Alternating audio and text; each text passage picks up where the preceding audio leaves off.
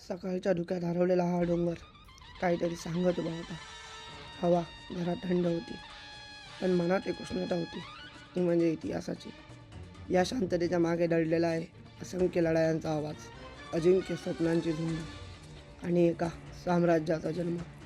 मी जेव्हा या पर्वताच्या पायथ्याशी उभा होतो, तेव्हा जाणवत होतं मी कुठल्या साध्या जागेवर नाही. मी त्या भूमीवर आहे जिथे प्रत्येक दगड गरका आहे. शौर्य, त्याग आणि स्वराज्याच्या प्रतिज्ञा. हा किल्ला नाही, ही भावना आहे. हा इतिहास नाही, हा अभिमान आहे. आणि आज मी चाललेलो आहे त्या वाटेने जिथून उगवला होता रायगड. तसं तर रायगडला जाण्याच्या 2 वाटा आहेत. एक तर चित्त दरवाजा, जो कुबलाडा बुरुजच्या इथे येतो, आणि हा आहे नाणे दरवाजा. चित्त दरवाजाच्या इथून पायऱ्या खूप आहेत, पण आपण नाणे दरवाजाने जातो कारण की ही जी वाट आहे ती महाराजांच्या पदस्पर्शाने पावन झालेली वाट आहे. आणि जेव्हा जेव्हा महाराज गड चढ उतार करत होते तेव्हा ह्याच वाट्याने ये जा करत होते. त्यामुळे ऐतिहासिकदृष्ट्या ह्या दरवाजाला खूप जास्त महत्त्वाचं मानलं जातं. आता आपण जिथे आहोत तो आहे महादरवाजा. छत्रपती शिवाजी महाराजांच्या पदस्पर्शाने पावन झालेला हा महादरवाजा आहे. जेव्हा महाराज कोणते युद्ध जिंकून येत असतील तेव्हा नक्कीच इथे महाराजांची जी युद्ध जिंकल्यानंतरची जी ओवाळणी असेल, मा जिजाऊंनी किंवा राणीसाहेबांनी ती इथेच दिली असेल. याच महादरवाजात त्यांच्या पदस्पर्शाने पावन झालेला हा रायगडचा गड आणि हे जे तुम्ही स्तंभ पाहत आहात, जे बुरुज आहेत, त्यांचं नाव आहे जय निर्विजय. जर तुम्ही महादरवाजाच्या वरती बघाल तर तुम्हाला 2 कमळाच्या आकृती पाहायला मिळतील. हे लक्ष्मी आणि सरस्वती यांचं प्रतीक मानलं जातं. आणि त्याच्यावरती जर तुम्ही बघाल तर तुम्हाला 2 वाघाच्या आकृतीचे प्राणी पाहायला मिळतील. त्याचं नाव आहे शरद. त्याच्या पायाखाली हत्तीची रस्त्याला पाहायला मिळेल. हत्ती हे त्या काळातील गनिम आहे. आणि या आकृतीचा अर्थ असा आहे की शरद म्हणजे स्वराज्य आणि हत्ती म्हणजे गनिम. कसं गनिमाला त्या काळी हत्तीच्या पायाखाली चिरडलेलं पाहायला मिळेल. आता आपण पूर्णपणे गडावर पोचलेलो, तरी गडावरला तुम्ही येताना तुमच्या डाव्या बाजूला तुम्हाला एक नेत्यांनी खांब पाहायला मिळतो. काही लोक म्हणतात हा मल्लखांब आहे, काही लोक म्हणतात ध्वजस्तंभ आहे, काही लोक म्हणतात की जे गनिम असायचे किंवा जे आपल्या स्वराज्यासोबत पितुरी करायचं त्यांना शिक्षा देण्याची ही जागा आहे. म्हणजे तेव्हा असं असायचं की गनिमाला असं बांधलं जायचं आणि 2 हात त्याच्या अशा वरती आणि त्याला पूर्ण असं बांधलं जायचं आणि त्याला शिक्षा दिली जायची. तर काही असो, पण त्याच्यावर काहीतरी अक्षर होती, पण ती आता त्याची झीज झाल्यामुळे ती पूर्णपणे स्पष्ट दिसत नाही.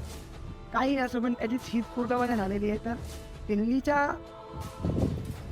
लोहस्तंभाला जसं लाखो रुपये खर्च करून रिपेअर करतात, तसं आपल्या रायगडच्या लोहस्तंभाला सुद्धा जपलं पाहिजे. आपला इतिहास महाराजांचा तो जपला गेला पाहिजे. तो असा नष्ट होऊन नाही झाला.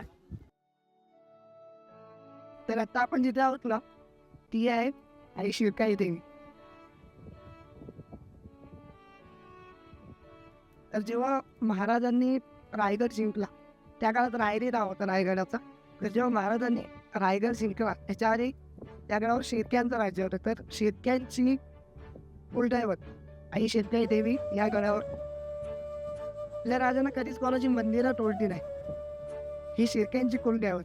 तर आपल्या राजांनी देवीचं मंदिर बांधलं. तर ती गडाची अनुकूलित स्वरूपाची बकर आणि सभासद बकर ह्यांच्यामध्ये ती नोंद लिखित आहे की ही देवी शिरक्यांची असून आपल्या महाराजांनी ते मंदिर उद्ध्वस्त केलं नाही, तर ते मंदिर बांधून येते. तर मंदिराच्या मागेच आपल्याला काही विरगळी बघायला मिळतात. काही इतिहासकारांचं म्हणणं असं आहे की सतीशिळा आहे. काय आहे त्याची नोंद इतिहासामध्ये कुठेच नाही. आता मगाशी आपण शिरकाई देवीचं मंदिर बघून झालं. आता आपण आलेलो आहोत होळीच्या माळावर. इथेच होळीचं माळ आहे जिथं छत्रपती शिवाजी महाराजांच्या काळात होळी दहन व्हायची. इथेच ह्याच मैदानावर छत्रपती शिवाजी महाराजांच्या काळात होळी दहन व्हायची. आणि होळीतून जो पेटला नारळ जो मावळा बाहेर काढेल त्याला त्या छत्रपती शिवाजी महाराज आपल्या हातातलं सोन्याच्या कडे भेट वस्तू म्हणून द्यायचे. आजही रायगडच्या बाजूला जर तुम्ही बघाल तर रायगडच्या बाजूला 22 गाव आहेत आणि त्या 22 गावामध्ये आजही इथे होळी दहन झाल्याच्या नंतर त्या 22 गावामध्ये होळी दहन होते. म्हणजे त्यामुळे आपल्याला छत्रपती शिवाजी महाराजांची कीर्ती संवाद ही जी माझ्या मागे महाराजांची मूर्ती जी तुम्ही बघत आहात खरं तर 1674 साली शिवाजी महाराजांचा राज्याभिषेक झाला. 1974 साली राज्याभिषेकाला 300 वर्ष पूर्ण होतो. त्याचं औचित्य साधून 1974 साली ही मूर्ती जिथे महाराजांचा राज्याभिषेक झाला तिथे बसवण्यासाठी आणली होती. पण तुम्हाला जर माहिती असेल तर आपले महाराज सिंहासनावर कधीच जोडे घालून बसत नव्हते. मूर्तीच्या पायात जर तुम्ही बघितलात तर तुम्हाला जोडे दिसतील. म्हणून प्राईम मिनिस्टर इंदिरा गांधी आणि पहिले मुख्यमंत्री यशवंतराव चव्हाण यांच्या तीन मूर्ती इथं स्थापन करण्यात होती. शिरकाई मंदिर, होळीचा माळ हे सगळं बघितल्यानंतर आपण येतो नगारखान्याजवळ. हा नगारखाना, या नगारखान्याला ऐतिहासिकदृष्ट्या खूप महत्त्वाचं आहे.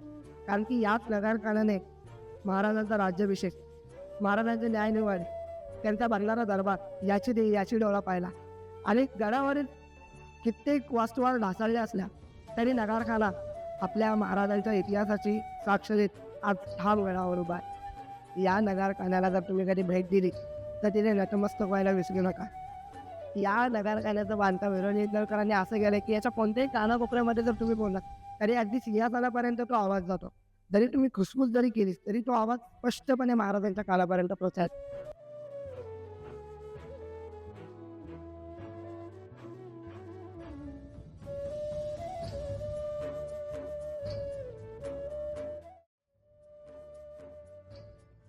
आता आपण जिथे आहोत तो आहे महाराजांचा राजदरबार. ही बाजूनी जी बघताय ही आहे राजसदन. जेव्हा छत्रपती शिवाजी महाराज, छत्रपती शंभूराजे किंवा त्यांचा राज्याभिषेक पार पडला असेल, जेव्हा ते सिंहासनावरून झाले असतील तेव्हा याच राजसदनेवरून ते चालत गेले असतील आणि त्यांचा राज्याभिषेक त्या सिंहासनावर पार पडला असेल. ही ती जागा आहे जिथे एकेकाळी महाराजांचा तख्त आणि आपल्या महाराजांचं 32 मन सुवर्ण सोन्याचं सिंहासन हे ताच मानेने उभं होतं. तुम्हाला कधी हा प्रश्न पडलाय का की कुठे गेला असेल 32 मन सुवर्ण सोन्याचा सिंहासन? तात्कालीन संदर्भाचा अभ्यास केला तर ही गोष्ट आपण ठामपणे सांगू शकतो की रायगडावर त्या काळात 32 मन गिरेजडीत सुवर्ण सिंहासन होतं. ते असे की सिंहासनाचा सर्वप्रथम उल्लेख इंग्रजांच्या पत्रातून आढळतो. नारायण शेणवी ठार येथील 1674 रोजी मुंबईच्या गव्हर्नरला लिहिलेल्या पत्रात सिंहासनाबद्दल अशी माहिती लिहितो.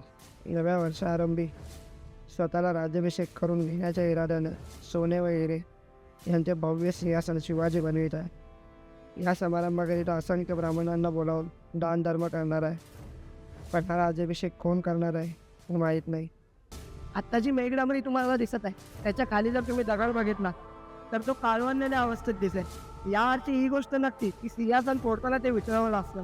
मग कुठं गेलं हे सिंहासन? ते आज एक गुपित बघून राहिलं. मित्रांनो, हे आहे गंगासागर तलाव. गंगासागर तलाव म्हणजे रायगडावरचं सगळ्यात मोठं तलाव. आणि असं म्हणतात की गंगासागर तलावातलं पाणी कधीच आटत नाही. कितीही दुष्काळ आला तरी वर्षाचे 12 महिने तुम्हाला गंगासागर तलावामध्ये पाणी पाहायला मिळतं. गंगासागर तलाव जरी दिसायला शांत दिसत असेल तरी आपल्या आतमध्ये समुद्रयुद्ध नक्की खेळत असतं. कारण की एक आख्यायिका अशी सुद्धा सांगते की राजाराम महाराजांनी जेव्हा गड सोडला तेव्हा महाराजांचं जे 32 मन सुवर्ण सिंहासन होतं ते या तलावात लपवलं. कारण राजदरबारावरून सिंहासन जवळ लपवण्याजोगी जागा म्हणजे गंगासागर तलाव. म्हणून एक आख्यायिका अशी सांगते की गंगासागर तलावामध्ये सिंहासन लपव.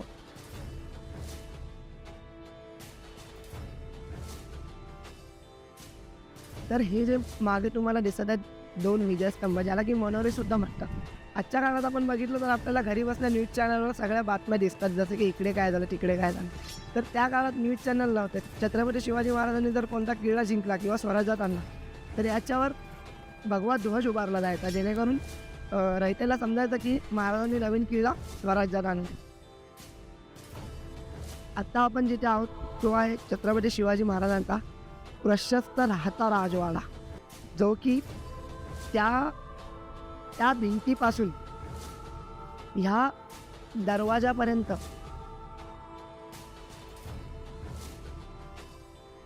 2 मजली असा राजवाडा त्या काळामध्ये होता. आणि मखमली कापडांनी, कावदिव्यांच्या दिव्यांनी आणि मशालीच्या उजेडाने असा राजवाडा 2 मजली त्या काळात सजला होता. विचार करा ना, जर गनिमांनी हा रायगड जाळला नसता तर आज तो राजवाडा इथे तसा असता आणि त्या राजवाड्यातून त्या दरवाजातून तुम्ही प्रवेश केला असता. स्वतःला फक्त इमॅजिन करून बघा. असा डोळ्यासमोर आला की तो राजवाडा इथे आहे का. आणि 2 मजली कसा, तर तुम्हाला सागाच्या बांबूंनी 2 मजली, सागाच्या बांबाचे अवशेष तुम्हाला अजूनही तिकडे असे तुम्ही जर बघितलं तर तुम्हाला पाहायला मिळेल. वास्तविक राजांनी रायगडावर 10 वर्ष काढली, राजगडावर 26 वर्ष. बालपण गेलं शिवनेरीवर. राजांना 50 वर्षाचं आयुष्य लाभलं. 50 वर्षात स्वतःची गाडी स्वतः निर्माण करणारा एकमेव विश्वविक्रमी पराक्रमी राजा होऊन गेला, ते म्हणजे छत्रपती शिवाजी महाराज. राजे खूप होऊन गेले, पण आपल्या बापदादाच्या गादीवर बसून गेले. आपली स्वतःची गाडी स्वतः निर्माण करणारा एकच राजा होऊन गेला, ते म्हणजे आपले छत्रपती शिवाजी महाराज. 3 एप्रिल 1680 चैत्र पौर्णिमेचा दिवस, वार शनिवार, हनुमान जयंतीची टळटळीत दुपार. सह्याद्रीचं वादळ जिथं शांत झालं, हीच ती जागा जिथे आपल्या महापराक्रमी महातेजस्वी राजाने हाकेचा श्वास घेतला.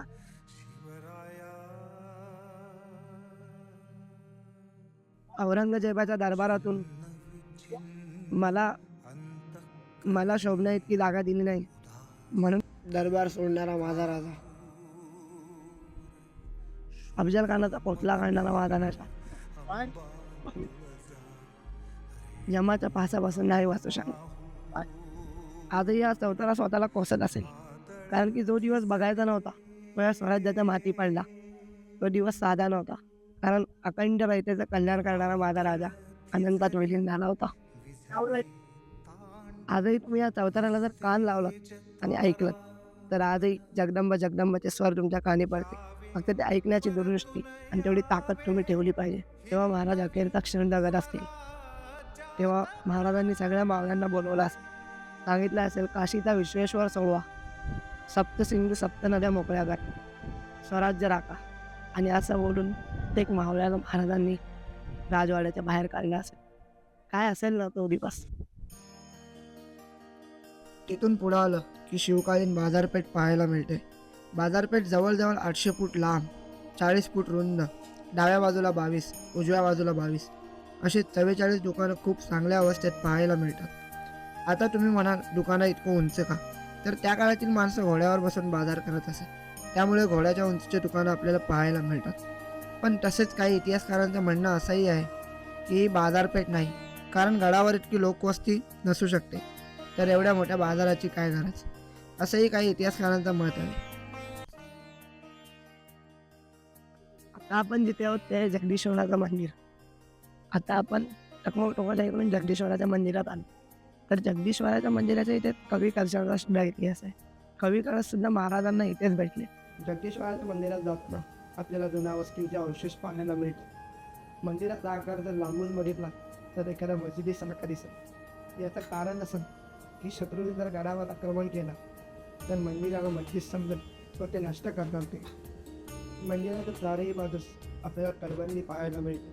मंदिराच्या आवारात प्रवेश केला की 150 बाय 150 फूट एवढा परिसर, ओळ्या, तसेच मुख्य मंदिर 40 बाय 24 फूट आकाराचे आहे.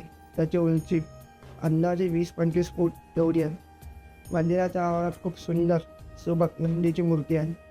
दुर्दैवही इथे सध्या बघील अवस्थेत आहे. मंदिराच्या आतमध्ये गेलं की भव्य सभा मंडप आहे. वधोवध गोलाकार कासव आणि हनुमंताची मूर्ती नाही.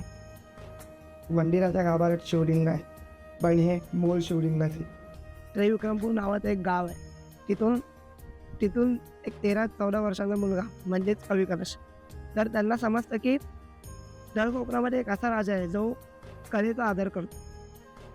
असं समजताच तो मुलगा त्या राजांना भेटण्यासाठी त्रिविक्रमपुरावरून निघाला आणि पोचला राजगडावर. राजगडावरून त्यांना समजतं की महाराजांनी राजगड सोडला, महाराज आता रायगडावर राहतात. तर चौल बंदराच्या मार्गी तो रायगडच्या पायथ्याशी आहे. आपण ज्या वाटेने आलो नाणे दरवाजा, त्या दरवाजापाशी तो आला. कसं तरी गडावर प्रवेश मिळवला आणि गड चढून झाल्याच्या नंतर सभासद पकडामध्ये नोंद आहे की जगदीश्वराच्या मंदिराच्या डाव्या बाजूला म्हणजे इकडेच कुठेतरी त्यांनी आपली राहण्याची सोय केली होती. 4-5 दिवस राहिल्याच्या नंतर एके दिवशी काही राजासारखे वस्त्र घालणारी 4-5 माणसं जगदीश्वराच्या मंदिरात येताना त्यांनी बघितली आणि त्यानंतर ते लोक आतमध्ये राज्याभिषेक वगैरे करून बाहेर जात असताना त्याने त्यांना अडवलं की मला छत्रपती शिवाजी महाराजांना भेटायचं आहे. तर त्याने ते बोलले की कोण आहेस? तर तो बोलला की मी कवी कलश आहे, मी त्यांच्यावर थोडी काव्य लिहिली आहे, तर ती मला त्यांना ऐकवायची आहे. तर ते लोक म्हणाले की ती काव्य तू आम्हाला ऐकव, तरच आम्ही तुला त्यांना भेटवू.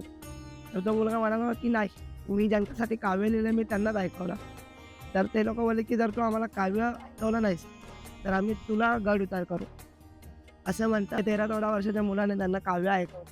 ते काव्य असं की जे आज आपण फोनच्या रिंगटोनवर कुठे सोशल मीडियावर ऐकतो, ते म्हणजे जंब पर वादवसु अंब पर रावण सरंब पर रघुकुल राज है।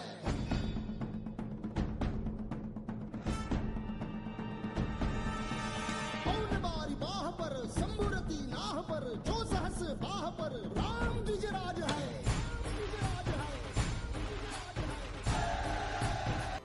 ते काव्य त्या माणसाने त्याला 15 का 16 वेळा परत म्हणायला लावला. तो मुलगा वैतागला, म्हणाला नाही भेटायचं मला महाराजांना, आणि त्याची जोडी उचलून तन करत निघून गेला. राजशाही वस्त्र घातलेल्या एका माणसाने त्याला आवाज दिला की थांब, कुठे चाललं? ज्यांच्यासमोर मगाचपासून काव्य ऐकवलं तेच आहेत छत्रपती शिवाजी महाराज. विचार करा त्या मुलाला काय वाटलं असेल. पायाखालची जमीन सरकली, जोडी तशीच टाकली आणि जाऊन सरळ महाराजांच्या पायावर लोटांगण. तर अशी कवी कलशांची आणि महाराजांची भेट झाली. त्यानंतर कवी कलश महाराजांचा राज्याभिषेक होईपर्यंत रायगडावरच राहिले. त्यांनी महाराजांवरती खूप काव्य लिहिली, त्याला आपण पण कविभूषण सुद्धा म्हणतो.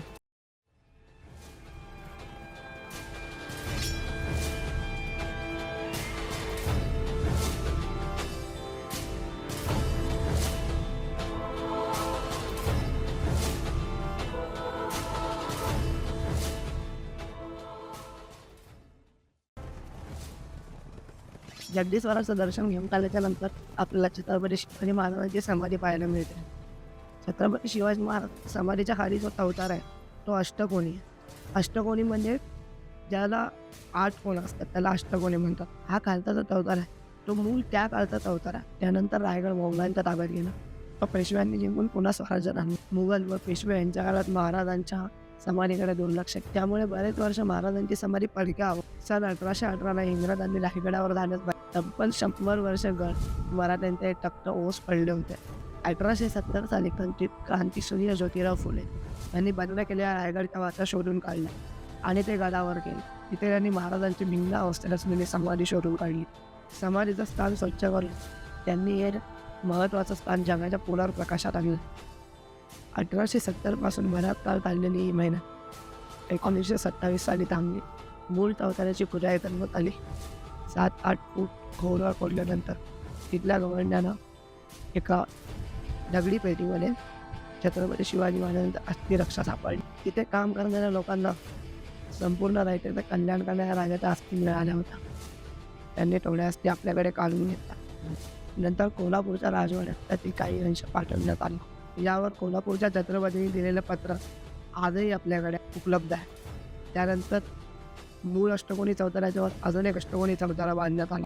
तो म्हणजे हाच जी छत्रपती शिवाजी महाराजांची समाधी तुम्ही आज बघताय. अशा प्रकारे छत्रपती शिवाजी महाराजांची समाधी तयार झाली.